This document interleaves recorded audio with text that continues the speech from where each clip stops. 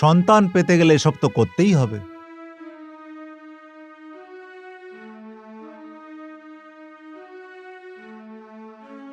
না স্বামীজি, ছেড়ে দিন। আচ্ছা ঠিক আছে, এটা খাও, এ নাও হাত দাও।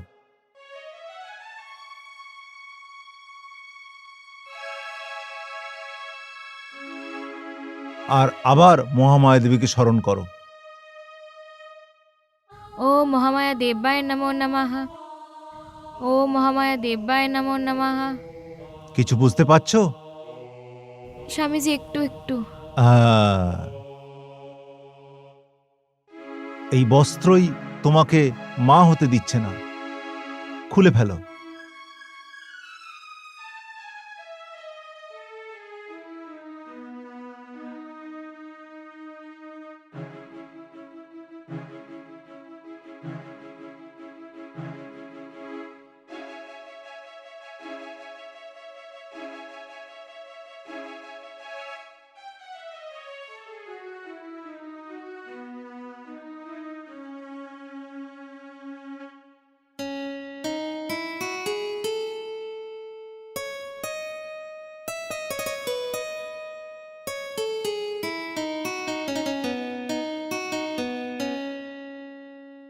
এখন কিরকম লাগছে? আমার মাথা ঘুরছে। আচ্ছা, এসো এখানে শুয়ে পড়ো।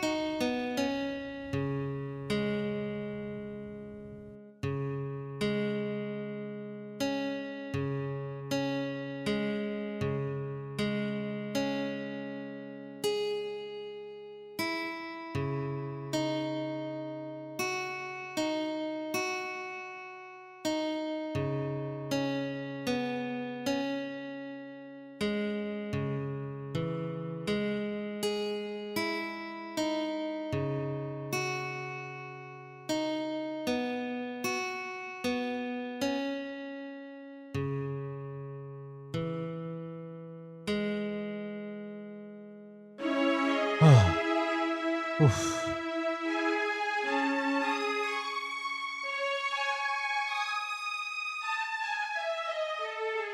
পরের শুক্লপক্ষের পঞ্চমীর দিন তুমি মা হবে।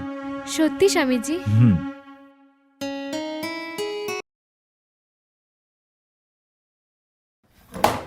আরে পিঙ্কি, কি করছো এইসব? কি করলাম আমি আবার? কি করছো এইসব? নিজেকে সামলাও।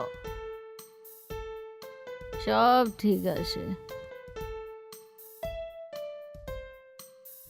আমার গাড়িটা কোথায়? চলো, গাড়ি বাইরে আছে, আমি তোমাকে নিয়ে যাই। ওই অবধি আমি যাব না, গাড়ি এখানে আসবে।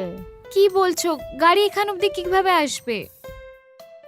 কেন আসবে না এখানে? গাড়ি তো আমি এখানেই যাই। চলো আমরা বাইরে যাই। চলো। গাড়িকে ডাকো। পিঙ্কি নিজেকে সামলাও, এসব কি করছো? আমি যে কি বলবো, তুমি কিচ্ছু জানো না। আরে পিঙ্কি, কিভাবে বোঝাবো আমি একে? আমি উঠছি। তুমি এখানেই বসো। না, আমি কেন বসবো? আমি উঠবো। এখন তুমি কিচ্ছু জানো না।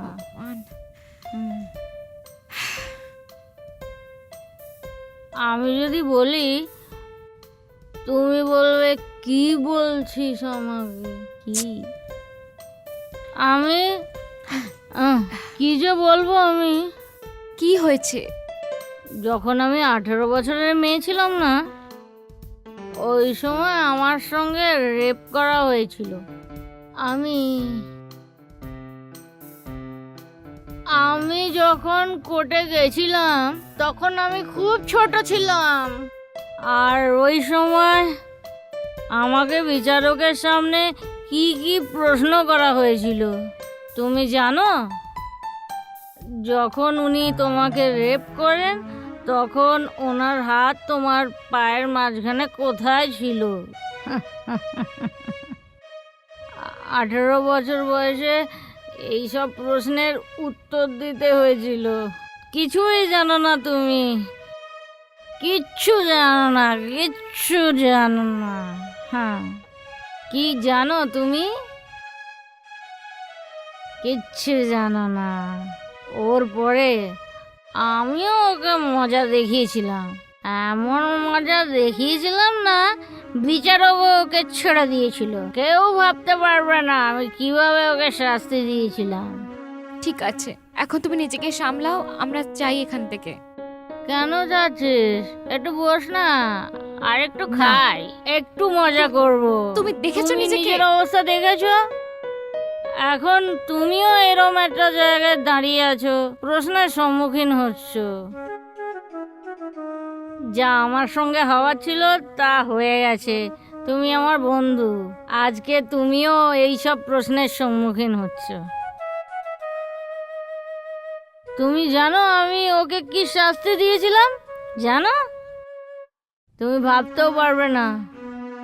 বিচারক তো ওকে ছেড়েই দিয়েছিল, কিন্তু আমি ওকে শাস্তি দিয়েছিলাম। কি করেছো তুমি ওর সাথে? ওকে তো প্রকৃতি মেরে ফেলেছিল, আমি ওকে এইডস রোগী মেয়ের কাছে পাঠিয়েছিলাম। আর 3 দিনের মধ্যে খেলা শেষ, ও সোজা ভগবানের কাছে পৌঁছে গেল। কথায় বলে না, ঈশ্বরের মার দুনিয়ার বার। এখন বলো, বিচারক সাজা দিতে পেরেছিল? বিচারক তো ওকে ছেড়েই দিয়েছিল। আমি দিয়েছি সাজা। আমি খুব আচ্ছা ঠিক আছে, খুশি। এবার শান্ত হয়ে যাও, নিজেকে সামলাও পিঙ্কি। নিজের জীবনটাকে নষ্ট করো না। উম, কেন এত ড্রিঙ্ক করছো? কি হবে এইসব খেয়ে? কিছু পাওয়া যাবে না, কিন্তু বন্ধু তোমাকে কষ্টে দেখে আমার পুরনো দিনের কথা মনে পড়ছে। মেয়েদের সঙ্গে কেন এসব হয়? এই জন্য আমি বিন্দাস থাকি সব সময়। আমি বিন্দাস যাই আসি, সব সময় খুশি থাকি। তোর বাচ্চা চাই আমার পেটে আসে, তাও আমি মদ খাই। যখন আমার মনে হয় যাই হসপিটাল আর গিয়ে ক্লিয়ার করে চলে আসি। কি? তোমার পেটে বাচ্চা আছে? হুম। কার? আমি জানি না। কি? তুমি জানো না তো আর কে জানবে? আমার যখন মনে হয় আমার যাকে ইচ্ছা তাকে ডেকে নি, আর যখন ইচ্ছা প্রেগনেন্ট হয়ে যাই, নিজের ইচ্ছাতে করি। যখন আমার ভালো লাগে না তখন ডক্টরের কাছে যাই আর ক্লিয়ার করে চলে আসি। একটা কথা বলো পিঙ্কি, হুম। তোমার কি মনে হয় না যে তোমার একটা নিজের বাচ্চা হলে ভালো হয়? তোমার একটা নিজের পরিবার হলে ভালো হয়?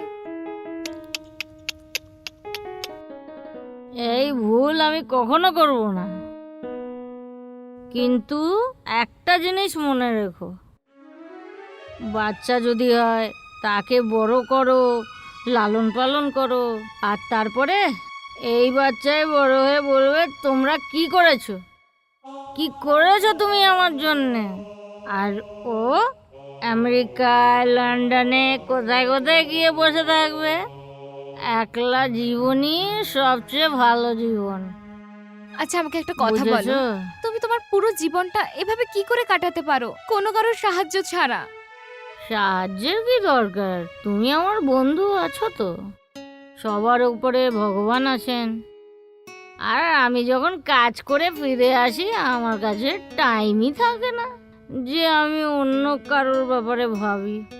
এত বন্ধু বান্ধব আছে, যাকে ইচ্ছা ডেকে নি, আর মজা পাই। আর জীবন কেটে যাচ্ছে, জীবন কাটানোর মজাই তো নিচ্ছি আমি। বুড়ো বয়সে কি করবে? এখন তো চলছে যে হোক করে। বুড়ো বয়সে আমার কাছে কত পয়সা থাকবে জানো তুমি? চাকরি করার পরে প্রতি মাসে ব্যাংক থেকে টাকা আসে, এত খরচা আছে, করার থাক। পরেও অনেক টাকা থাকে। থাক, জানি আমি। যে টাকা বাচ্চাদের লালন পালনে লাগাবো, আর বুড়ো বয়সে সব টাকা অনাথ আশ্রমে দান করে ভগবানের কাছে গিয়ে তার সেবা করে জীবন কাটাও।